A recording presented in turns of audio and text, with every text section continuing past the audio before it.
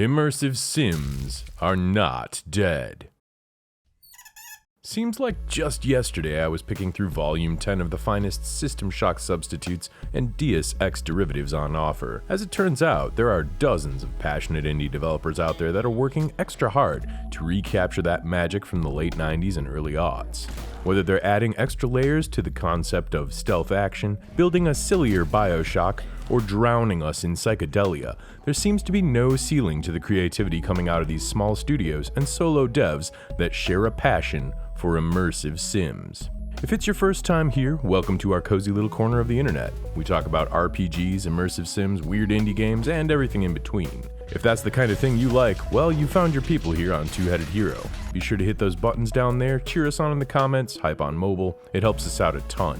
And if you want to join these brave champions around our tavern table, we'll talk about that a little later on. But for now, let's dive into a fresh new batch of games that feature the box stacking, code cracking, vent crawling, body hauling action that we crave. Because small developers are saving immersive sims. Volume 11. My name is Boss Sauce. And I'm Roland Coons. And together, we are the Two-Headed Hero. Recently, I counted myself lucky enough to get my hands on an early preview of Ghost Node, a promising stealth action imsim from solo developer Brixo Games. This is a game with heavy hack the planet energy, where you take on the role of a shadow operative for hire.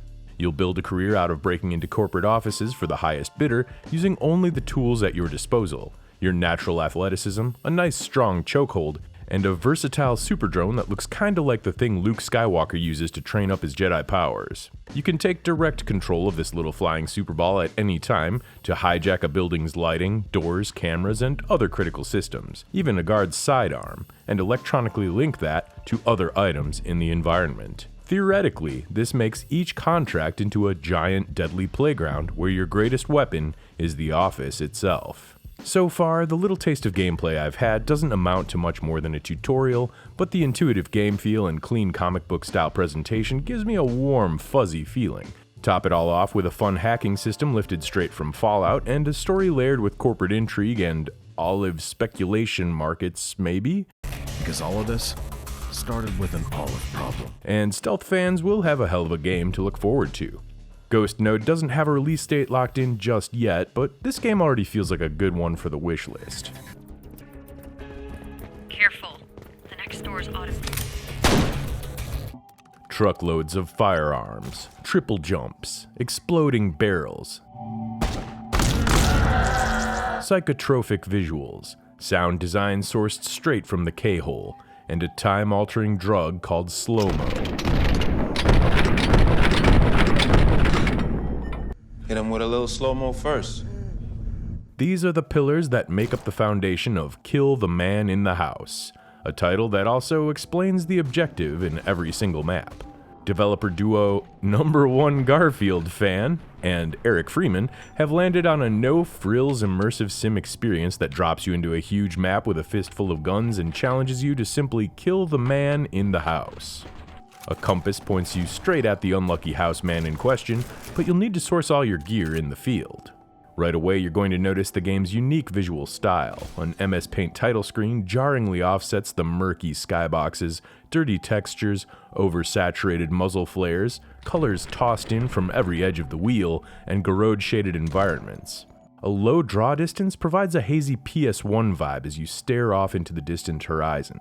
Bad guys are color-coded, which makes it easier to spot them before they open fire, and at first this feels like you're playing a colorblind mode by mistake, but I got used to it pretty quickly, and truly appreciated some of the sweeping gothic city scenes and shadowy alleyways from the penthouse level. During your exploits, you'll even get to chat with the odd NPCs to pick up clues here and there. The surreal dialogue lands this game squarely in Cruelty Squad-like territory while focusing more on the spectacle of slow-mo shooty-bang-bang action as you free squads of bodyguards from their pesky limbs.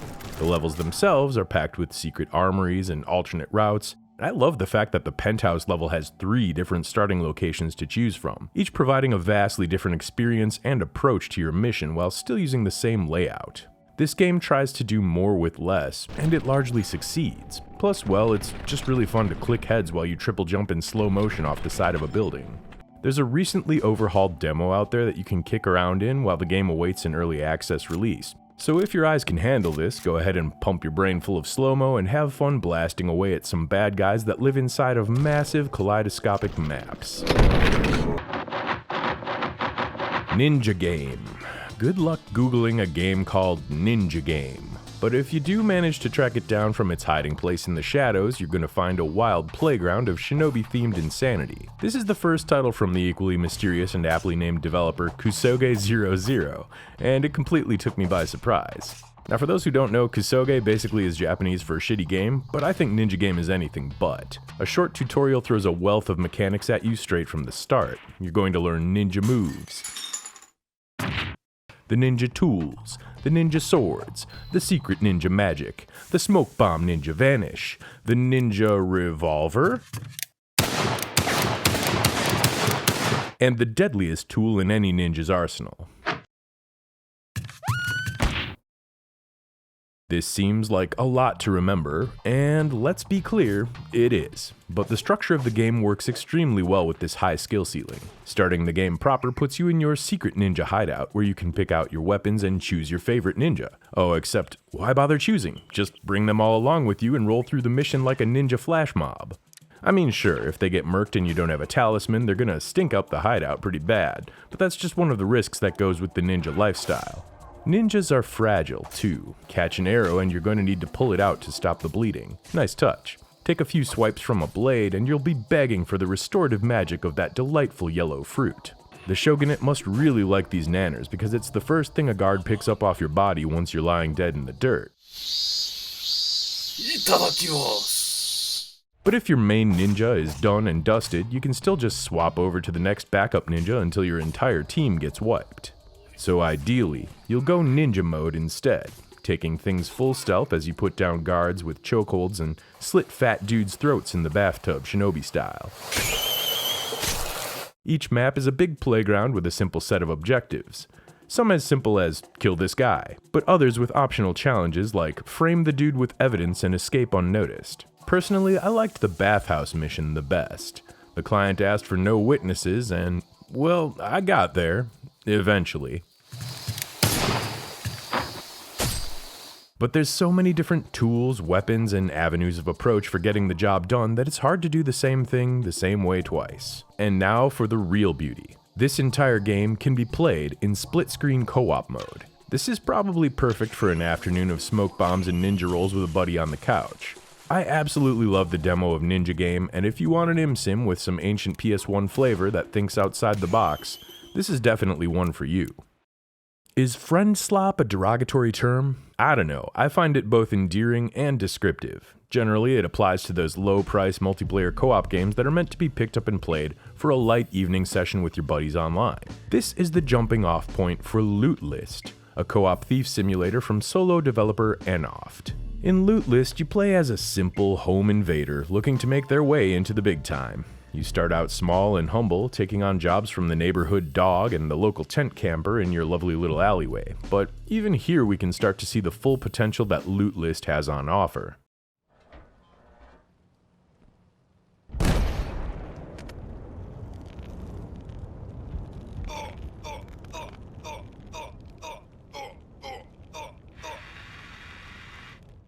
Sure, this might seem like just another one of those low-poly Unreal Engine asset flips on the surface, but nothing could be further from the truth. The premise is simple. You start with a notepad that has a list of loot, a loot list, of stuff that you'll need to steal, and you'll usually need to get into a lot of hard-to-reach places, turn every cabinet and closet inside out, and crack open safes to check off every item on your list before the time runs out.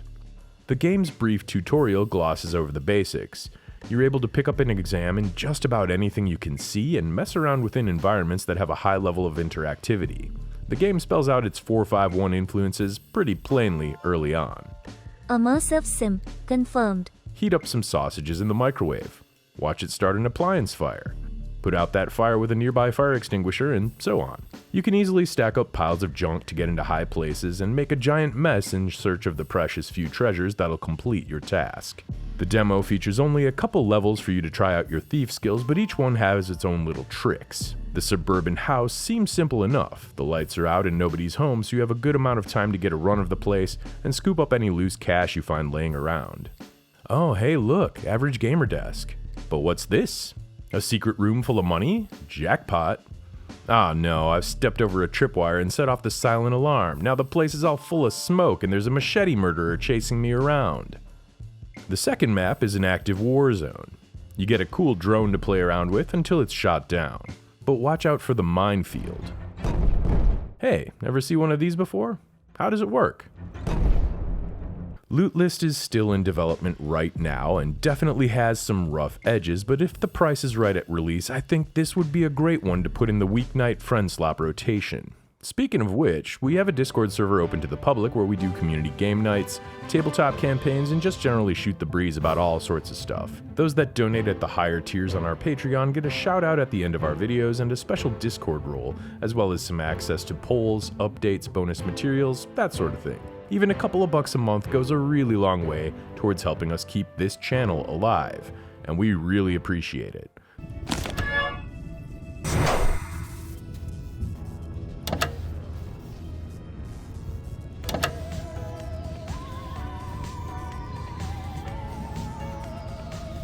There's been a decent amount of buzz about Retrospace over the last month. This was a day one demo drop playthrough for me, and I was hoping this would have been a heartfelt recommendation that I could carefully place as the crown jewel in an earlier roundup, but, well, we try to keep it positive here.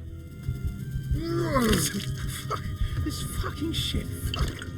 The first iteration of the demo just had too many core design problems and sacrifices made in the name of comedy over gameplay, and I found the results to be both frustrating and underwhelming. And I kept receipts.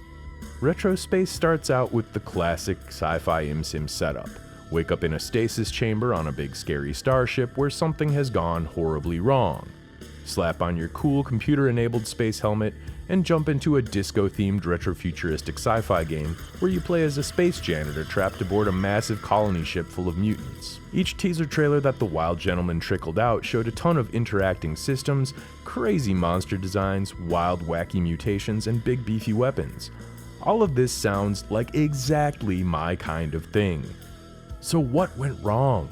Well, in short, the first version of the demo was brutally unbalanced. A single monster could face tank a big chunk of your ammo stores, and they slapped back hard enough to take you down in a couple of swings. Avoiding threats was largely out of the question due to the tight hallways, and even though the game touted interactive environments as a defining feature, lining up an abomination with that explosive barrel or luring them into an electric box proved pretty hard to put into practice. The mutant designs are incredibly cool. Mothman mutants will run away and go heal under a lamp if they take too much damage, and their decapitated heads will sprout legs and leap at your face if you make the mistake of relying on headshots. There was a strange caterpillar pig thing that scared the shit out of me, chasing me around the morgue as it spewed corrosive acid, but most of the time you'll be shredded and burned to death by the ship's heavily armed gun turrets. Dying in demo version 1 meant losing a bunch of your stuff, as well as getting restored from a genetic backup at one of these medbed type deals. Cloning errors occur every single time this happens. These are dice rolls. You might be spat out into a new body that's been cursed with alcoholism. Or it might constantly swear like a sailor. This fucking shit. Or get scared of dead bodies, which is pretty rough considering dead bodies are lying around literally everywhere. There's a ton more of these clone debuffs, and I'm sure I didn't find them all, but the novelty wore off pretty quickly after watching my vision swim whenever a corpse popped up, or seeing the janitor lose control of his lunch for the 30th time due to alcoholic withdrawals. These nasty effects are only cured once you suck up the genetic material out of your newly dead body, but restoring your meat prison doesn't mean a whole lot when most of your weapons, ammo, and materials have gone missing in the meantime, leaving you wide open for another quick and painful death at the clawed hands of whatever lurks around the next corner. So basically the game expected you to die, and it expected you to die often, and it also punished you severely for doing so by making it extremely annoying to run back to your body. And on top of this, a certain sequence halfway through the demo rips away your map, leaving you to feel around in the darkened hallways and twisting identical ductwork with no real way to find the path forward. And on top of that, to discourage players from just scumming on through, the game deleted your quick save when you die. I really tried to give Retrospace a chance at this point, but for me the 90-minute demo that dropped back on June 11th was an exercise in wrench-swinging misery. But wait a second. About a month later, I heard rumblings that the Wild Gentleman had taken most of these complaints to heart and made some major overhauls. And I've got to say, these updates have improved a lot of the game on the whole. We're not just talking balance adjustments here. The UI was overhauled, and some special care was taken to make the physics feel way more player-friendly. Better box stacking, to put it plainly. I also felt that it was much easier to find my way around this time thanks to some generous changes to the lighting and better signposting within the levels themselves. The guns were all beefed up with faster fire rates and improved sound effects, and the small gun has a cool ricochet feature now. And then there's the new and improved wrench, featuring better range, more damage, and a power attack.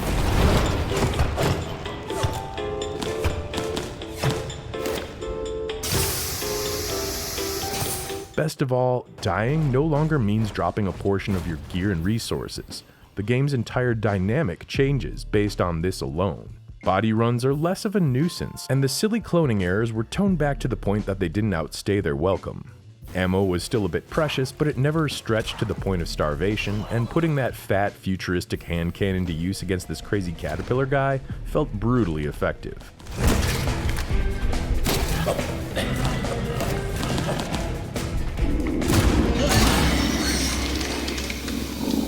Even the turrets were more manageable, a bit less tanky and easier to maneuver around. I took great pleasure wiping that digital smile off their glowing green faces. Retrospace still has some improvements to make. The opening chapter feels a bit linear for an ImSim, and it lacks that sense of exploration and discovery that Shock fans crave. The arsenal is pretty standard outside of the addition of a couple janitorial tools, and the few mutant powers on display here felt pretty forgettable on the whole. Not even sure what the stink bomb is supposed to do here, but I guess it does something. And I still feel like the demo lacked opportunities to put the environment to work in your favor, delegating this mostly to the odd explodey barrel or fire placed in your path. A comedy game is always going to be hit or miss with its humor, and that was definitely the case here too. The disco toilet was a chef kiss moment, maybe more like a Poseidon's kiss moment, but the audio logs tended to really drag on and beat all the jokes to death. Sometimes less is more, huh? Although I did get a chuckle out of the guy calling out the fake creepypasta audio logs inside of his own audio log. Hey, enough! Creepy audio log. More and more people. This gives me creeps. And I'm not really sure that putting YouTubers in your audio logs is the way to go. I mean, who does that, right? Please stand by for an important announcement from the desk of the executor. I've got a feeling that the full game will push these complaints even further into the background, though. The ending sequence in the demo teases a sort of hub environment, which is a promising start, and I'm hoping the greater part of Retrospace will let players explore at their own pace once it's finally completed. Juice Galaxy is an immersive sim?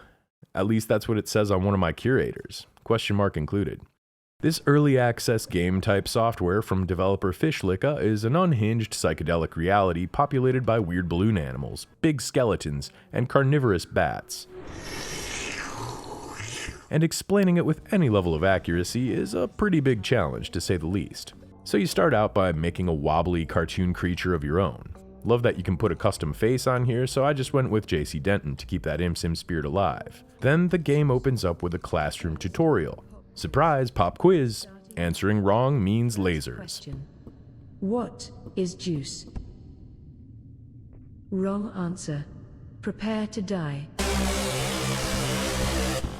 Once you lie through your teeth to get past the loyalty test, you'll go outside for recess and figure out the basics. Bat around your classmate with a morning star, then escape through the plywood skybox into the cosmos and onto a nearby planet. Here you'll meet Signy, a helpful sign that gives you some gameplay pointers and lets you borrow his car. And you'll meet Mr. Fox, this thing that points you towards a secluded cabin. But honestly, the Juice Galaxy lies pretty open to you from this point forward. And by open, I mean very open. It's pretty easy to just hop up into the sky and fly into the cosmos, visiting different asteroids and celestial bodies or whatever else captures your interest up there, and the game gets a bit of a Mario Galaxy feel from this mechanic alone. You can explore to your heart's content, meeting the weird wobbly NPCs, completing their side quests, tracking down secret areas, and fighting strange monsters along the way. And when I say strange, I mean... Okay, so there's a whole lot of unidentifiable psychedelic creations just kind of wandering around the landscape. Vicious sandworms that suck all your juice away, big floppy skeletons, even a secret dragon hidden well below the planet's surface. One monster is a freaky clown that bursts into way too many smaller freaky clowns upon impact. Taking down a single one of these monstrosities drops big floating globules of precious juice, the life force of the galaxy, and then you get the privilege of sucking up the dead bodies of your opponents like a spaghetti noodle. All this earns you even more juice, which you can use to power up your attacks, movement speed, flight capabilities, and so on by visiting one of these colorful juice fountains. Basically, these fountains are the equivalent of Dark Souls bonfires, except you'll be spending juice instead of souls to upgrade your stats. And you're gonna need every last drop, because the demo tops off the experience with not one, not two, but 3 different boss battles. Fighting is a challenge in its own right, especially at first since every action in the game is subject to the whims of wobbly physics. Every weapon has its own weight, power, attack speed, reach, and impact potential, so you're gonna have to carefully weigh your options here. I went with the Morningstar or the guns most of the time just for simplicity's sake, but there's no shortage of weird weapons like the bouncy ball launcher or the grappling hook to help make things interesting. There's even a set of powerful spellbooks that are a bit tricky to use but have some great effects. Once you get used to mastering your momentum, this turns from an awkward wobbly slugfest into an action-packed superhero sim. That is, if your superhero was made out of gummy bears. That's not to say that Juice World is without challenge. The boss battle against the creator takes place deep within the planet's core, requiring you to seek out a secret path through a network of winding caves and defeat a dragon before you can even come face to face with him. I got some real powerful Souls vibes from this fight.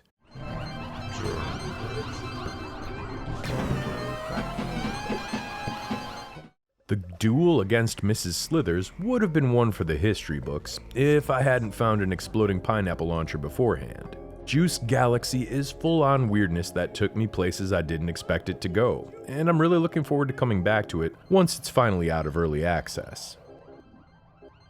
This last one is a little bonus round, a little sneak peek. The last time we took a look at PARKSIDE was way back in Volume 2 of this series, which was, 2 years ago already. But I'm thrilled to tell you that the game is nearly complete. Solo developer Banana Hardsoft has reached out with a preview key of the final build, and so far, so good. PARKSIDE, DECAYED Soul Manipulation still sounds like an awesome forgotten hardcore album from the 90s, and playing this again is a time capsule for sure. Check out this soundtrack.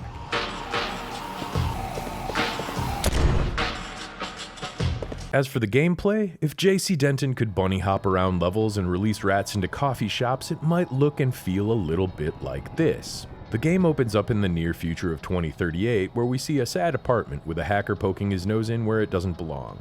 Cyborgs blow open the door, the hacker gets strapped into an Oculus Rift, and the game begins proper. A mysterious faction working for the Divine Rod, that doesn't sound weird or phallic at all, has conscripted you into a cyborg drone pilot job, and it's up to you to do some social engineering in their name. Fortunately, you won't need to use your weak little noodly hacker arms for all this wet work. Instead, you'll be piloting Polyphemus, an upgradable weapons platform vaguely shaped like a humanoid. In true Deus Ex style, you'll infiltrate massive urban megastructures in order to take out targets and complete covert missions. Finishing an objective grants a generous pile of experience points, as does exploring all the hidden nooks and crannies in each expansive map, and you'll use these precious points to unlock some powerful skills like slow motion, robot hacking, or even telekinetic powers. But alongside these perks, you'll have access to a big fat bunch of weapons. All the classics are here. the sneaky silenced pistol, the erratically firing bullet holes of a machine gun, the silent, long-range nap delivery service known as the tranq rifle, but you're in for a few surprises with weapons like the stun gun and the napalm launcher making the rotation. A host of throwables, landmines, lockpicks, and grenades round out your equipment. All in all, this is a big box of toys that you get to discover and let loose on an oppressive dystopian security force. So, what's changed since the last time I fired up the demo? Well, for one, the tutorial has been entirely overhauled. I took at least 2 hours messing around this expansive map, grinding psychos under the wheels of my K-truck, poking around in a gang hideout to grab a hold of their precious weapon stash, even giving the locals a bit of a swimming lesson. And I'm positive that I didn't find everything this level had to offer. As for the game on the whole, I've yet to complete it, but from what I've seen so far, the experience has been largely refined. The kick attack now feels useful instead of wimpy, weapon feel and gunplay at large is much improved, and there's a whole lot more toys to play around with. The controls and physics also feel much less janky overall, even though ladders can sometimes be a little troublesome. And there's really just nothing quite like picking up a robot police dog and chucking it into a car like a satchel charge. Our first impressions of PARKSIDE have given us a lot to chew on, so expect a full-length review for this one coming soon, hopefully within a day or two of the game's July 31st release date. Immersive sims are still going strong, and every couple of months I'm surprised at how much my list of potential titles just keeps on growing. Hopefully you found something here that you otherwise might have missed, and if there's any upcoming box stackers that you're excited about, I would love to hear about it down in the comments. Who knows, maybe this will make it into the next video. Going forward, I think it might be wise to align these roundups a little closer to the Next Fest videos. Next Fest is a really good time to discover new and upcoming games in the same immersive sim vein, and while I like to give the best and weirdest Next Fest demos that I discover their own day in the sun, it's really nice to be able to take my time with games like these. Speaking of a day in the sun, let's hear it for those brave heroes that keep our cozy tavern fire blazing away over on Patreon.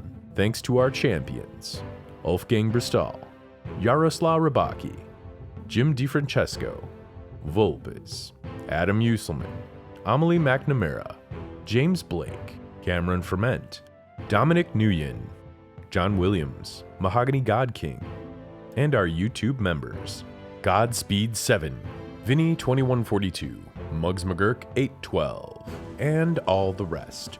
Truly, you are all the most gracious of supporters. If you want to join us around the tavern table, head over to our Patreon. There's some goodies in there for those who donate at $5 and above, and we'll shout your name in the credits. Clicking those buttons down there, sharing the video with your fellow digital adventurers, and hyping us up on mobile also helps us out far more than you know. And if you're still hungry for more ImSims, take a look at one of these videos right here. Thanks again for watching, and we'll see you on the next Two-Headed Hero. See ya! Bye-bye!